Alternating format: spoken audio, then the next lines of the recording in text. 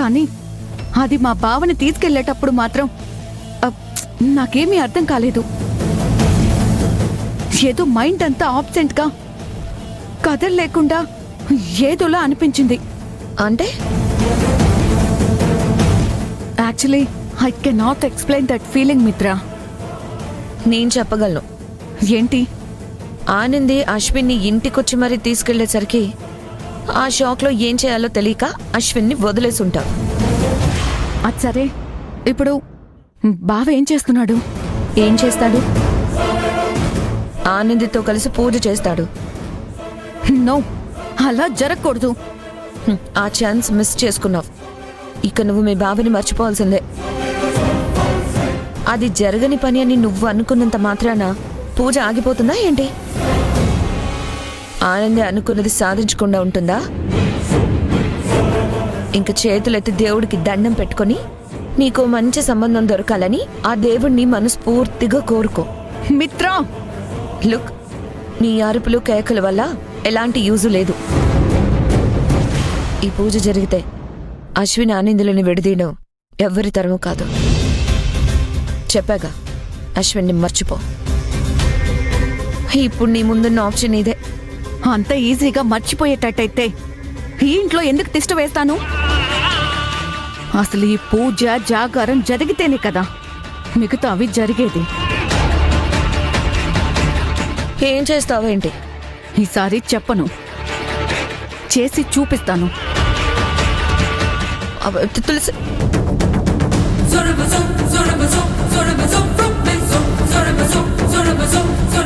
దీన్నిలా మధ్య మధ్యలో రెచ్చగొడితే తప్ప మనం అనుకున్నది జరగదు. ఆనంది, ఉపవాసాలు, పూజలు, జాగారాలు ఎలా కంప్లీట్ చేస్తావో, శివుణ్ణి ఎలా మెప్పిస్తావో, విష్ణువుని ఎలా రప్పిస్తావో నేను చూస్తాను. ఏదో ఒకసారి శివుడు నీకు హెల్ప్ చేశాడని ప్రతిసారి శివుడు వచ్చి నీకు హెల్ప్ చేస్తాడా?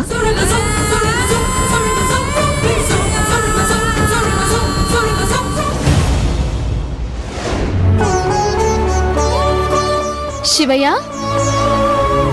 శివయ్య, ఎక్కడున్నాడు శివయ్య? శివయ్య,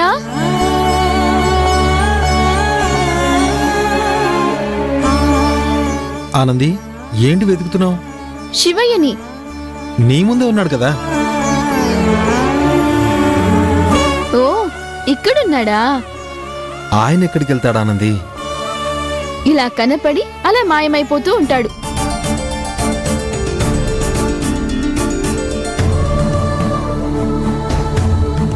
ఏంటానంది? అక్కడున్నావేంటి శివయ్య? ఇట్రా. ఒక చోట ఓ పాము పిల్లవాణ్ణి కాటు వేయాలని చూస్తుంది. ఆ పిల్లవాణ్ణి కాపాడే ప్రయత్నంలో ఉన్నాను. ఆనంది, నువ్వు భక్తితో పూజ చెయ్యి. అలాగే శివయ్య. ఆనంది, అక్కడెవరున్నారు? ఎవరితో మాట్లాడుతున్నావు? నువ్వు చూపించిన శివయ్యతో. నేను చూపించింది ఆ శివలింగాన్ని. ఓ, అంటే నీకక్కడ ఎవరు కనిపించడం లేదా? అక్కడ ఎవరైనా ఉంటేనే కదా కనిపించడానికి. నీకు తప్ప నేనెవరికీ కనిపించనానంది. అవునా? ఆ అదృష్టం నాకు మాత్రమే ఇచ్చావా శివయ్య? ఆనంది, ఆనంది, ఏమైంది ఆనంది? ఏం లేదు. బాబు రండి, పూజకు వేళయింది. ఆనంది, పద వెళ్దాం.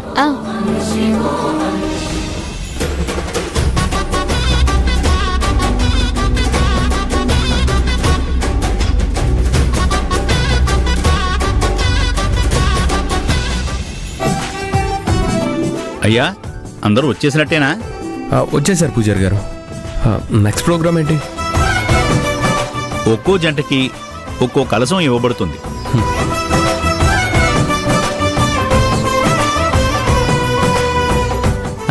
ఆ కలశం చెంబుని ఏం చేయమంటారు?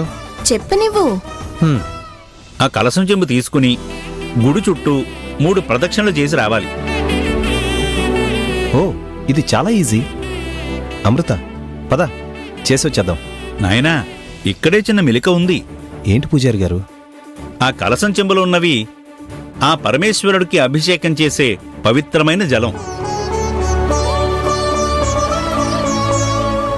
కాబట్టి మీరు ప్రదక్షిణలు చేసేటప్పుడు పొరపాటును కూడా దానిలోంచి ఒక్క చుక్క నీరు కూడా కింద పడకూడదు.